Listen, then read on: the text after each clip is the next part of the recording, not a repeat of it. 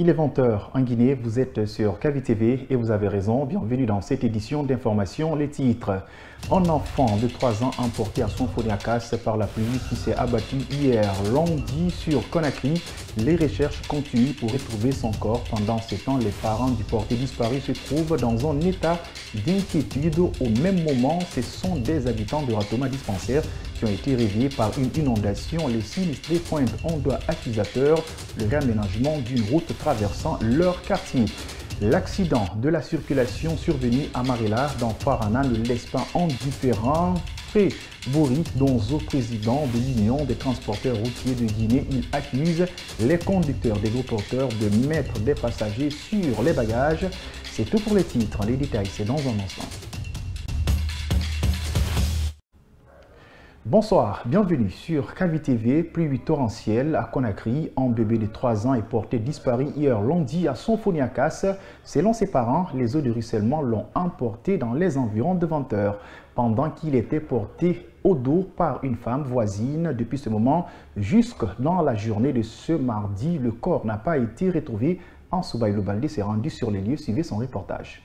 La mauvaise nouvelle laisse les parents de l'enfant disparu dans une profonde tristesse.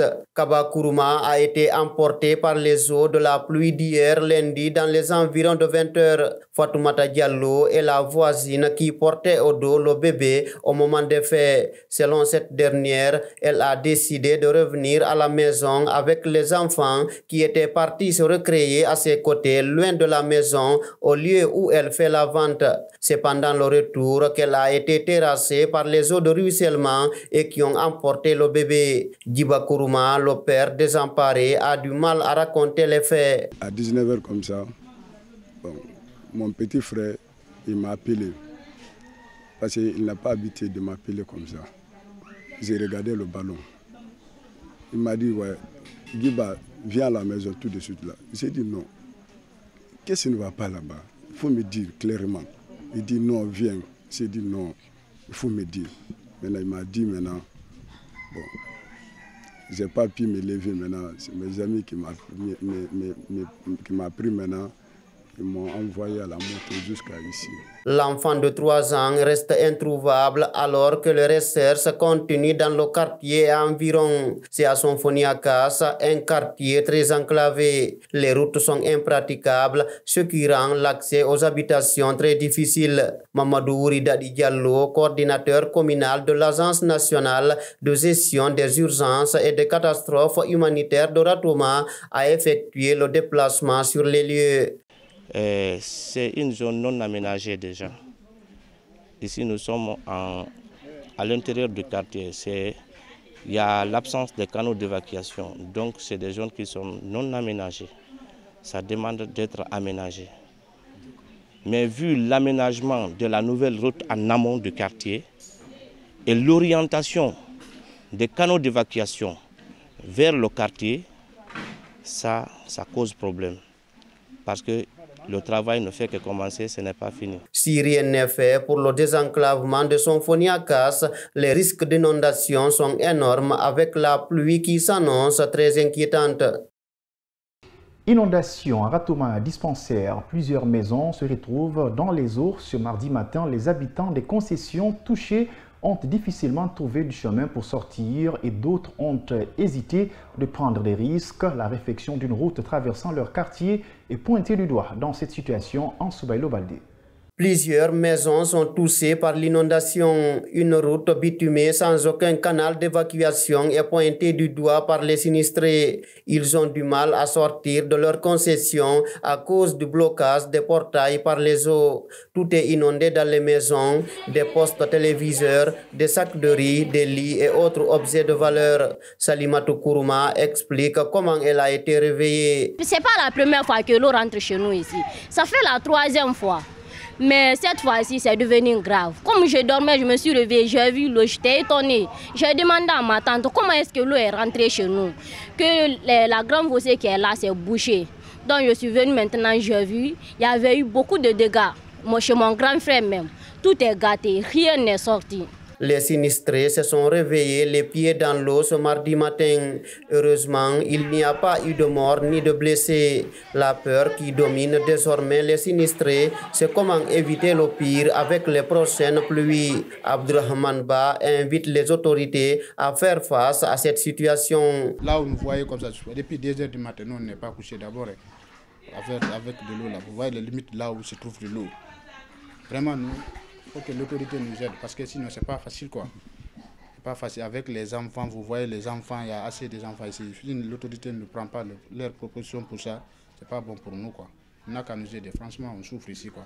Aux dernières heures, les sapeurs sauveteurs étaient venus pour tenter d'évacuer l'eau stagnante qui empêche la sortie des habitants des maisons inondées. La capitale guinéenne renoue avec le traditionnel tout-tour dans la déserte en électricité EDG. Le service en charge de la gestion et de la fourniture de cette denrée devenue rare l'a acté à travers un communiqué. Dans la cité, plusieurs structures privées, dont celle sanitaire, à forte affluence, encourent plusieurs risques liés à la conservation des produits et au secours des patients en détresse respiratoire, une situation que regrettent les professionnels de santé à l'image du Dr Ben Youssouf Keita. Suivez les cris de cœur de ces professionnels de santé au micro d'Amara Bangoa.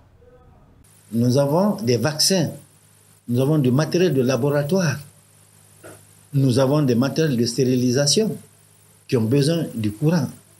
Surtout, nous avons des services de réanimation, où par exemple, dans notre service de réanimation, il y a 2 grands accidentés qui sont dans le coma. Ils sont sous respiration artificielle. On a besoin du courant 24 heures sur 24. Nous avons des enfants qui sont en néonatologie, qui sont sous des couveuses. On a besoin du courant 24 heures sur 24. Alors, si il n'y a pas de courant, c'est des risques élevés. Non seulement pour la conservation des vaccins, pour la conservation de certains produits, pour la stérilisation de certains matériels, pour la réanimation de personnes accidentées polytraumatisées dans le coma, et pour les nouveaux-nés qui viennent avec des détresses respiratoires.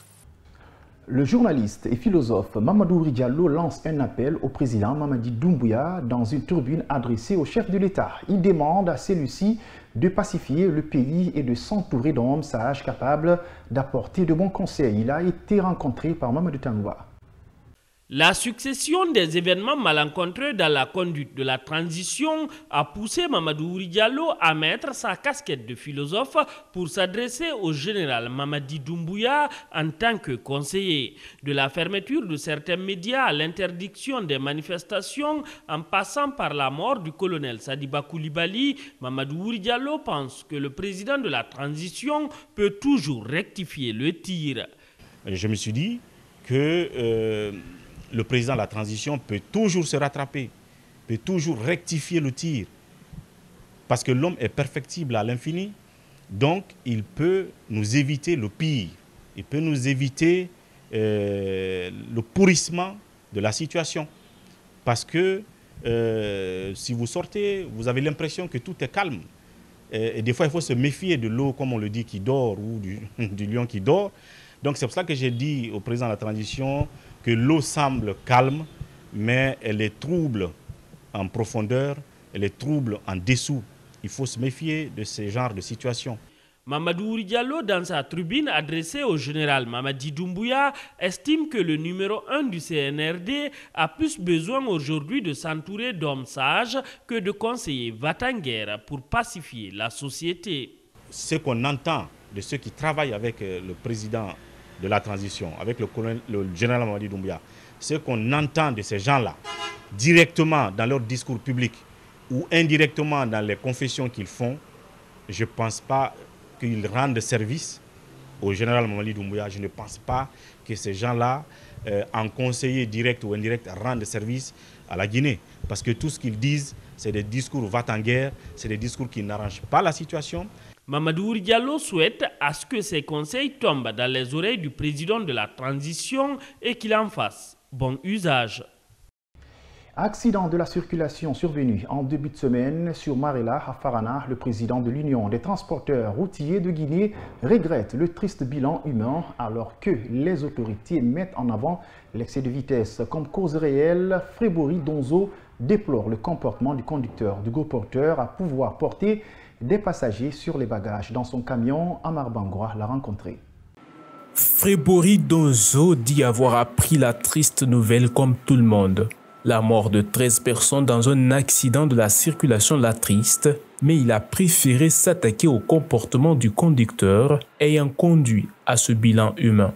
Qu'on évite de mélanger les bagages avec les personnes dans un gros véhicule. Parce qu'en cas de chute, ce sont ces bagages même qui vont tuer les personnes. Malheureusement, le constat révèle qu'en Guinée, cette attitude persiste dans le milieu des transporteurs, avec la complicité de certains agents de la gendarmerie routière, regrette le président de l'Union nationale des transporteurs routiers de Guinée. L'exemple, plusieurs fois, moi, quand je voyage, je vois des gens suspendus au minibus. Parfois, je fais les photos. Quand je viens trouver la brigade mobile, je dis, mais attention, vous laissez ces gens passer comme ça. En cas d'accident, c'est en ce moment maintenant qu'on interpelle tout le monde. Et on met la responsabilité de tout le monde en jeu. Sur les causes réelles de l'accident, les autorités avancent la thèse d'un excès de vitesse. Une raison que le patron des transporteurs appuie par les conditions météorologiques actuelles défavorables aux engins et aux conducteurs. C'est pourquoi il donne quelques conseils en cette période hivernale. Vous savez, la pluie avec l'aquaplanage, c'est-à-dire il y a la pluie qui se trouve sur le goudron, le freinage, l'adhérence diminue avec la pluie sur le goudron. Donc, les gens n'ont qu'à savoir qu'on doit réduire au maximum pendant cette période de pluie. Avec la pluie aussi, ça réduit, comment on appelle, la visibilité. La visibilité est beaucoup réduite. Donc, si vous ne voyez pas bien, il ne faut pas trop rouler. C'est la fin de cette édition d'information à tous. Merci de l'avoir suivi et bon suite de programme sur KVTV et au revoir.